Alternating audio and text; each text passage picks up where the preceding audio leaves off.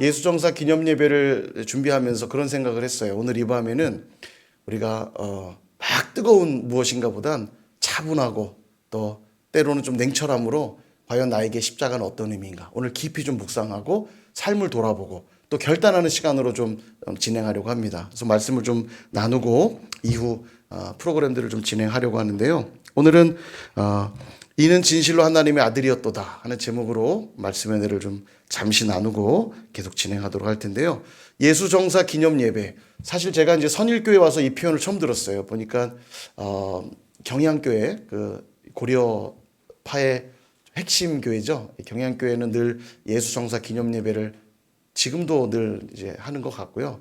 아마 이제 그 교단의 이제 흐름 안에서 이 표현을 쓰는 것 같아요. 많이 쓰는 표현은 아니고, 정사라는 것이 못정자에 죽을 사자, 못 박혀 죽은 날을 기념한다는 의미를 담고 있고, 일반적으로 이제 캐톨릭적인 흐름에서는 이제 성금요일 이렇게 계속 표현해 왔고, 이제 그 일부를 차용해 쓰고 있습니다. 그래서 성금요일이라고도 하고, 이렇게 소수는 예수 정사 기념 예배 이렇게 하는데, 뭐 표현이야 어떻든 뭐 상관없죠. 이날은 일주일의 고난 주간을 보내면서 주님이 십자가에 못 박혀 돌아가신 날을 기념하는 그런 날입니다. 그래서 우리가 주님의 그 고난과 십자가에 동참한다고 할 때 우리가 그렇게 생각하는 경향이 있어요. 감정적으로 슬퍼하고 또 괴롭게 한다는 뜻으로 이해하시는 분들이 있습니다. 근데 그렇지가 않습니다. 고난에 동참한다는 건 그런 의미가 아니라 주님이 다 이루셨기에, 십자가 위에서 다 이루셨기에 우리가 그것을 온전히 이해하고 또 주님의 그 십자가를 그대로 받아들인다는 의미예요. 이게 주님의 고난에 동참한다는 뜻입니다. 그러니까 우리가 할 수 있는 건 뭐냐면 그저 그 십자가를 받아들이는 거예요. 이거 이상도 이하도 우리가 할 수 있는 건 없어요. 우리가 뭘 한다 한들 주님의 그 고난과 십자가에 숟가락 하나라도 올려놓을 수 있겠습니까? 금식을 하는 이유도 금식을 통해 나를 괴롭게 하려고 금식하는 게 아니라 금식을 통해 주님을 갈망하고 주님께 더 집중하기 위해서 금식을 하는 것이고요. 한 주간 특별 새벽 예배를 드리는 이유도 주님이 힘들게 고난 당하셨는데 나도 새벽 기도를 통해 고난을 당해야지, 이런 의미가 아니라 기도하면서 십자가의 그 큰 은혜와 사랑에 더 집중하자는 의미가 있는 거죠. 그래서 그 목표는 뭐냐? 그 목표는 이제 우리도 주님의 그 뒤를 따라 십자가를 지는 삶을 살아가겠다고 하는 이 결단의 시간으로 한 주의 시간을 보내는 것입니다. 여러분, 주님을 믿는다는 게 뭘까요? 주님을 믿는다는 건 주님의 제자가 된다는 뜻이죠. 제자들에게 주님은 이렇게 늘 요구하세요. 누가복음 9장 23절 같이 한번 읽어볼까요? 시작. 또 우리에게 이르시되 아무든지 나를 따라오려거든 자기를 부인하고 날마다 제 십자가를 지고 나를 따를 것이니라. 아멘. 이게 주님을 믿는 삶입니다. 자기를 부인하고 자기 십자가를 지는 삶. 주님의 십자가 지는 거 아니에요. 우리는 주님의 십자가를 감히 질 수도 없습니다. 우리는 그냥 우리 십자가 지는 거예요. 그게 주님의 뒤를 따르는데 언제 지라고요? 고난주간에? 언제 져야 됩니까? 예. 말씀을 보니까 날마다. 가끔 아니고 날마다. 1년에 단 한 번 고난주간에만이 아니라 날마다. 그게 예수님을 믿는 자들의 삶이라는 거예요. 날마다 뭘 하냐면 자기를 부인하고 자기 십자가를 지는 삶을 살라는 겁니다. 그래서 이번 한 주는 그렇게 제자로 살기 위해 우리의 마음을 살피고 또 삶을 결단하는 시간을 갖자는 거예요. 사실 매일 결단해야 됩니다. 그러나 특별히 이 한 주는 그 어떤 때보다 더 집중하여서 우리의 마음을 살피고 결단하자는 거예요. 오늘 성금요일의 일정은 이렇습니다. 주님이 오전 9시에 십자가에 달리세요. 성경에 보면 3시라고 나오죠. 3시에 십자가에 달리시고 6시, 그러니까 플러스 6 하면 된다고 그랬죠. 6시니까 난 12시. 난 12시까지 달려 계시다가 6시부터 하늘이 빛을 잃고 어둠이 임합니다. 굉장히 공포스러웠을 거예요. 그 두려움의 시간이 9시까지 계속됩니다. 오후 3시죠. 3시간 계속되다가 오후 3시가 되어서 주님은 운명을 하시게 됩니다. 다 이루었도다 말씀하시며 돌아가시는데요. 십자가 위에서 7마디의 말씀을 하시죠. 가상 7언이라고 우리가 말하는데 그 내용이 이렇습니다. 7가지의 주님이 하신 말씀. 저들을 사하여 주옵소서, 자기들이 하는 것을 알지 못하니이다. 여러분 요거를 좀 기억하면 좋겠어요. 1년에 한 번만 만나는 가상칠언이 아니었으면 좋겠고요. 어떻게 외우는지 알려드릴게요. 저들을 낙원, 그 다음에 아들. 따라해보세요. 산악 아들. 예, 산악 아들. 그 다음에 엘리. 엘리가 이제 가운데에 있는 겁니다. 7개니까 엘리. 이거 나중에 신약 SBS 할 때 다 공부하겠지만 산악 아들 엘리. 엘리는 가운데 딱 박아두시고 그 다음에 목마르. 예, 목마르만 하는 거예요. 목마르 다 내 영혼. 목마르 다 내 영혼. 자, 됐죠? 해볼게요. 산악 아들 엘리. 목마르 다 내 영혼. 이렇게 기억하시면 이제 7 주님의 가상처럼 기억하는 겁니다. 사하여 주옵소서. 네가 나와 함께 낙원에 있으리라. 강도들에게 하신 말씀이죠. 보소서 아들이니이다. 어머니, 육신의 어머니 마리아를 향해서 말씀하시는 장면이고요. 이따 오늘 마지막 시간에 작년에도 그 영상을 봤는데 그 내용이 너무 좋아요. 오늘 또 보면서 다시 한번 우리 마음을 살피고 기도하면서 나갈 텐데 이 가상칠언을 근거로 우리 삶이 어떤 고백들을 해야 될지 이따가 볼 겁니다. 엘리 엘리 라마 사박다니 나의 하나님 어찌하여 나를 버리셨나이까. 이 말씀 드리고 내가 목마르다 다 이루었다. 그리고 떠나시면서 운명하시면서 내 영혼을 아버지 손에 의탁하나이다 라고 고백하시면서 운명하십니다. 그때 어떤 일이 벌어지냐면 오늘 본문 38절에 보니까 성소의 휘장이 위에서 아래로 찢어졌다 이렇게 말씀해요.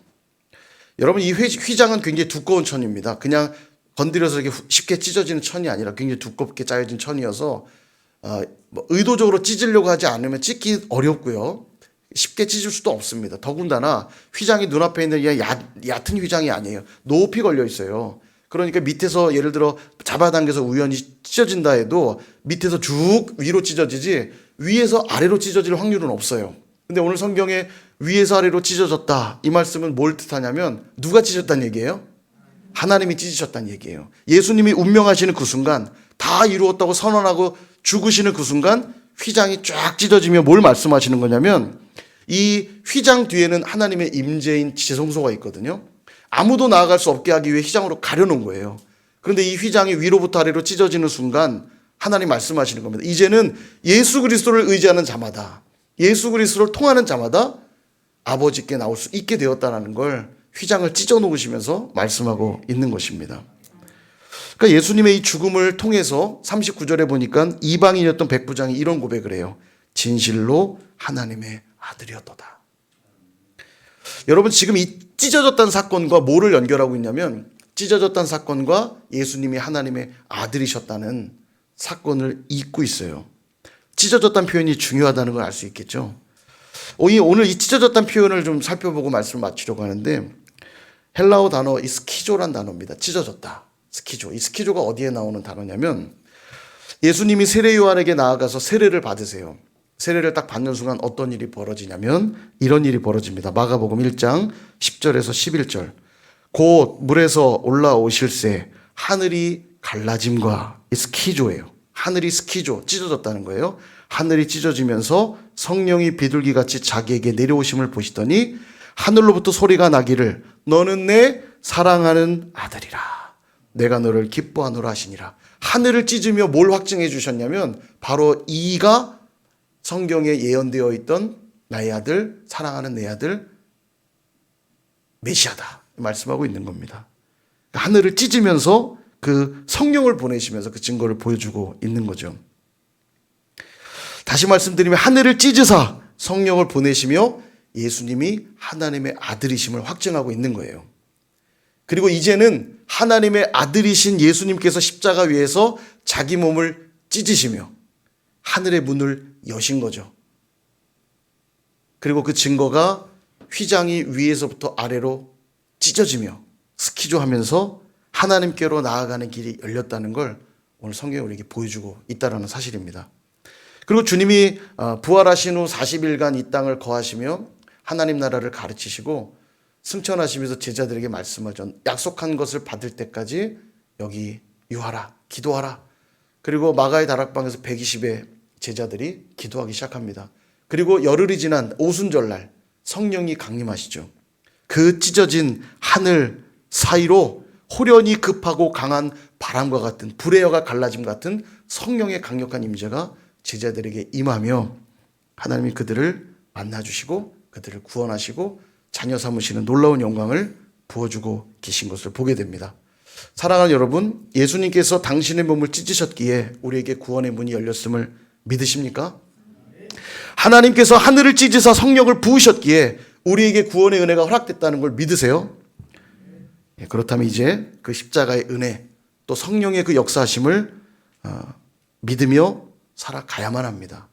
그들의 삶은 달라질 수밖에 없어요.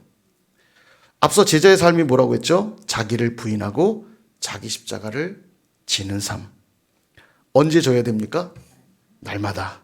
날마다. 다시 말하면 예수님이 십자가에서 자신의 육신을 찢으사 구원의 문을 여셨던 것처럼 우리도 십자가 앞에서 나의 정욕, 나의 욕심, 옛 자아를 다 찢고 하늘로부터 부어지는 그 성령의 도움받아 새 사람으로 살아가야 된다는 것입니다.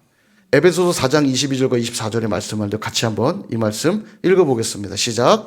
너희는 유혹의 욕심을 따라 썩어져가는 구습을 따르는 옛사람을 벗어버리고 오직 너희의 심령이 새롭게 되어 하나님을 따라 의와 진리의 거룩함으로 지으심을 받은 새 사람을 입으라. 아멘. 이제 우리 옛사람을 좀 벗어버려야 합니다. 십자가에 다 찢어놔야 돼요. 성령의 도우심에 힘입어 옛사람은 다 찢어버리고 하나님이 지어주신 새 사람을 입어야죠. 그게 오늘 예수 정사 기념 예배를 드리며 우리가 결단해야 될 그 내용이에요. 십자가의 삶을 살겠다 결단하셔야 됩니다. 그 삶은 십자가를 지며 살겠다는 그 결단은 내가 이제는 죄된 본성을 쫓아 살아가는 옛 자아의 모습대로 살지 않겠습니다라는 고백입니다. 내 안에 있는 욕심과 정욕에 점철된 삶을 살아가지 않겠습니다라는 고백이에요. 오직 성령으로 충만하여 새 사람을 덧입어 살겠습니다라는 고백이죠. 그것이 오늘 십자가의 은혜를 입은 저와 여러분이 살아가야 할 삶의 내용인 줄 믿습니다. 고백하십니까? 오늘 그걸 결단하고 돌아가시면 좋겠어요. 막 뜨겁게 기도하지 않아도 오늘은 정말 차가우리만큼 냉철하게 나는 정말 그런 십자가의 삶을 살고 있는가? 늘 내가 주인 되어 살고 있지는 않는가? 돌아보시고 그런 결단이 있으면 좋겠습니다.